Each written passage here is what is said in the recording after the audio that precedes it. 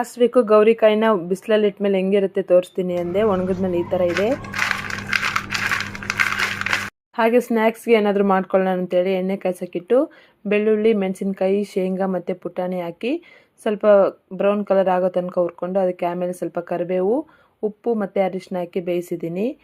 ಒಂದು 5 ನಿಮಿಷ ಎಣ್ಣೆಲಿ ಬಿಟ್ಟರೆ ಘಮ ಘಮ ಚೆನ್ನಾಗಿರುತ್ತೆ. ಇನ್ನು ಎಲ್ಲ ಬ್ರೌನ್ ಕಲರ್ ಆದಮೇಲೆ ಅದಕ್ಕೆ ಮಂಡೋಳು ಅಂತೀವಿ ನಾವು, ಇಲ್ಲ ಕಡಲೆಪುರಿ, ಒಂದೊಂದು ಕಡೆ ಒಂದೊಂದು ಅಂತಾರೆ. ಇದನ್ನು ನಾವು 15 ದಿನದ ತನಕ ಸ್ಟಾಕ್ ಇಡ್ಬೋದು, ಮತ್ತು ಜಾಸ್ತಿ ಇಟ್ಬಿಟ್ರೆ ಎಣ್ಣೆ ಸ್ಮೆಲ್ ಬರುತ್ತೆ.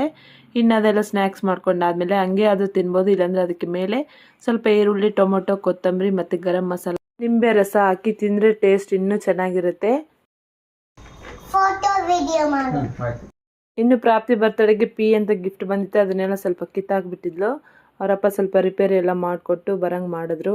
ಅವ್ರ ಜೊತೆ ಮಕ್ಕಳು ಕೂಡ ನೋಡಿ ಸ್ವಲ್ಪ ಕಲ್ತರು. ಲೈಕ್ ಮಾಡಿ, ಸಬ್ಸ್ಕ್ರೈಬ್ ಮಾಡಿ, ಕಮೆಂಟ್ ಮಾಡಿ ಆ್ಯಂಡ್ ಶೇರ್.